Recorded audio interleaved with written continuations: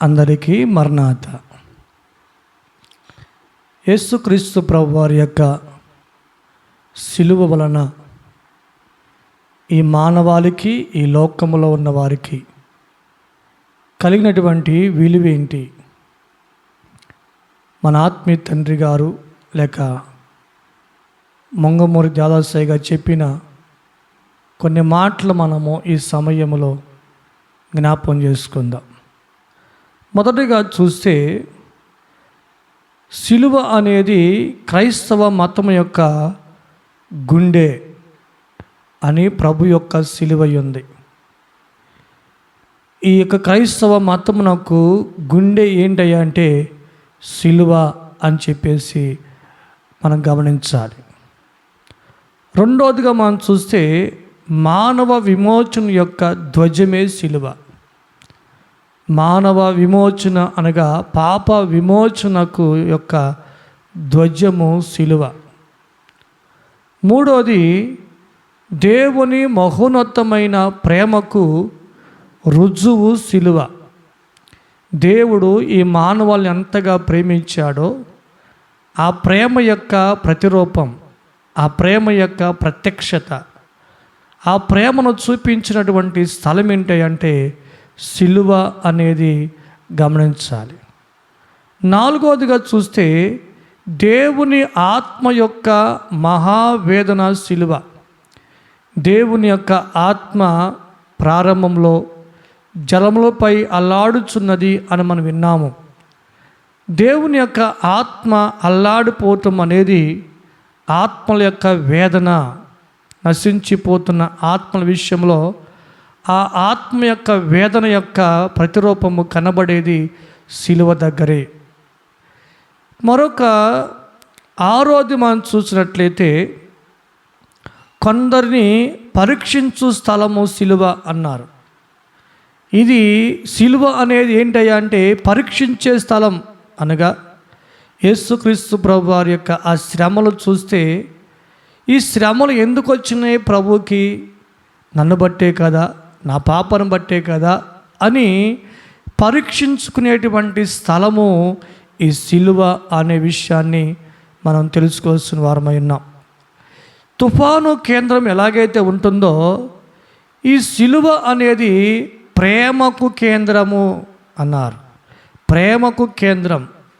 యేసు ప్రభు వారి యొక్క ప్రేమ ఆ శిలువలో రక్తము, ఒళ్ళంతా మనకి రక్తము కారినట్లుగా కనబడుతుంది. కానీ ఆ శిలువ దగ్గర ప్రభు యొక్క ప్రేమ ప్రవాహముగా కారిపోవటం అనేది మనం దాంట్లో కనబడుతున్న మరొక విషయం. మరికొందరికి సంపూర్ణమైనటువంటి సంపూర్ణమైన సమర్పణ ఆరాధన శిలువై ఉన్నది. యేసుక్రీస్తు ప్రభు వారి యొక్క శిలువ అనేది మన జీవితాలని సంపూర్ణముగా, పరిపూర్ణముగా సమర్పించుకునేటువంటి స్థలముగా ఉంది. ప్రభు వారి యొక్క జీవితము కూడా సంపూర్ణమైన సమర్పణ అనేది శిలువలో మనకి కనబడుతున్నటువంటి స్థలం. ఎనిమిదవదిగా మనం చూస్తే, ఇంకను మరికొందరికి పాప విమోచన కలిగిన శిలువ. ఈ పాపం అనేది ఎవరికైనా పాపం నుండి విమోచన పొందాలంటే, పాపం నుండి విడుదల పొందాలంటే, పాపం నుండి బయటికి రావాలంటే యేసుక్రీస్తు ప్రభు వారి యొక్క శిలువ అనేది పాప విమోచన చేసేటువంటి స్థలము అనే విషయాన్ని గమనించాలి. తొమ్మిదవదిగా మనం చూస్తే, సర్వ మానవ పాప పరిహార్థము శిలువ. ఈ ప్రపంచంలో ఆదాము గారి నుండి లోకాంత వరకు, దేవుని పిల్లారా, ఈ మానవ జన్మము అంతమయ్యే వరకు ఉన్నటువంటి ప్రతి పాపములు కూడా పరిహారము చేసినటువంటి ఆ స్థలమే శిలువ అనేటువంటి పాప పరిహారమైనటువంటి స్థలము శిలువ. పదవదిగా మనం చూసినట్లయితే, పాపులకు బదులు దేవుని కుమారుని యజ్ఞ బలి పశువైన శిలువ. అంటే పాపులమైనటువంటి మనము ఆ శిలువ మీద యజ్ఞం అవ్వాల్సిన వారము, బలి అవ్వాల్సిన వారము. కానీ మనకు బదులుగా, నాకు బదులుగా, నీకు బదులుగా, మనందరికీ బదులుగా ప్రభువారే మనందరి పక్షముగా ఆయన బలైనటువంటి బలిపశువైనటువంటి యజ్ఞమైనటువంటిది స్థలము సిలువ. దేవుని నీతి న్యాయమును లోకమునకు చూపినది సిలువ.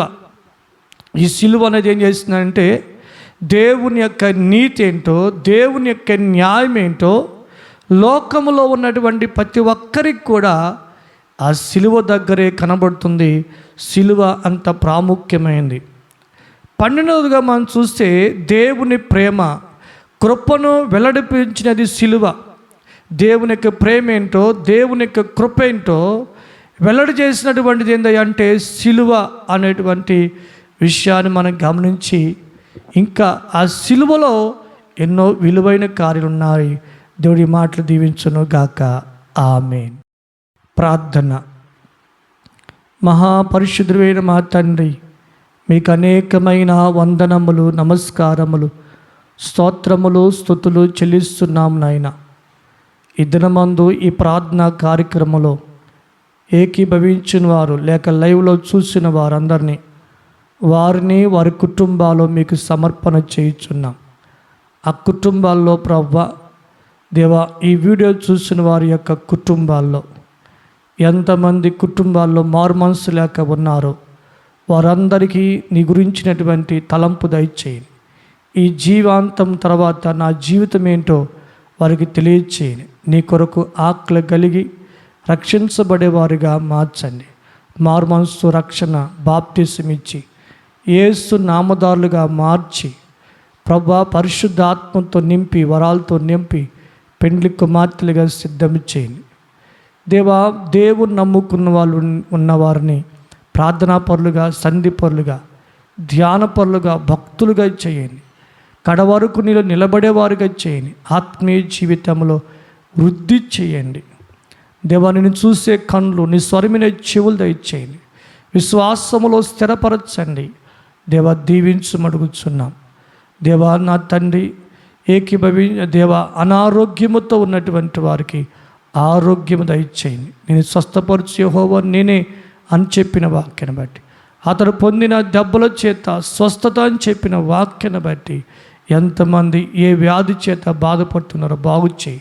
తలకు సంబంధించిన వ్యాధితో బాధపడుతున్న వారు మీ సమర్పణ, కళ్ళకు సంబంధించిన వ్యాధులు, ముక్కుకు సంబంధించిన వ్యాధులు, నోటికి సంబంధించిన వ్యాధులు, చెవికి సంబంధించిన వ్యాధులు, గొంతు, మెడ, గుండె, ఊపిరితిత్తులు, లివర్లు, పేగులు, పొట్ట, వెన్నుపూస, కిడ్నీ, నడుము, మోకాలు, అరికాలు, చర్మము, నరాలు, కండరాలు, ఎముకలు, పసిపిల్లలు, చిన్నపిల్లలు, యవనస్తులు, నడి వయస్సులో, వృద్ధాప్యంలో, స్త్రీ పురుషులు, గర్భిణీ, గర్భ శిశువుకున్న ప్రతి రోగాన్ని, పేరు లేని వ్యాధులు వేరు లేకుండా చేయండి. దేవా మా తండ్రి, మీకు స్తోత్రాలు. ఎంతమంది ప్రభువా అప్పుల్లో ఉన్నారో వారి అప్పులన్నింటినీ మీరు తీర్చండి. అప్పు లేని కుటుంబంగా, అప్పు చేయకుండా ఉండగలిగే స్థితి ఇచ్చేయండి. వాళ్ళ పొలాలు నురంతలుగా పండించండి. వ్యాపారాలు, చేతి పని వృత్తులను దీవించండి, వృద్ధి చేయండి ప్రభువా. ధన సహాయం కావాల్సిన వారికి ధన సహాయము దయచేయండి. సంతానం లేని వారికి సంతానం దయచేయండి. గర్భవతులకు కాన్పివ్వండి. పెండ్లి కాని వారికి మంచి సంబంధాలు ఇవ్వండి. చదువుకుంటున్న వారికి చదువులో మంచి తెలివి, జ్ఞానం ఇచ్చి, జ్ఞాపక శక్తి ఇచ్చి బాగా చదువుకునే వారిగా చేయండి. సొలొమోను గారికి ఇచ్చినటువంటి జ్ఞానం దయచేయండి. దేవా మా తండ్రి, రాసే పరీక్షలో విజయం ఇవ్వండి. ఉద్యోగాలు లేని వారికి ఉద్యోగాలు దయచేయండి. దేవా అలాగే మా తండ్రి, దేవా కలహాలు ఉన్నవారు కలహాలు తీసివేసి ఐక్యమత్యము, సమాధానం, నెమ్మది ఇవ్వండి. దెయ్యాల చేత పీడించబడుతున్న విడిపించండి. పరిశుద్ధాత్మ శక్తి లేని వారికి పరిశుద్ధాత్మ శక్తి వరాలు ఇవ్వండి. అందరినీ నీ రెండవ రాకడకు సిద్ధపరిచి దీవించము. యేసు నామమున వేడుకొంచున్నాం పరమ తండ్రి. ఆమేన్. మరణాత.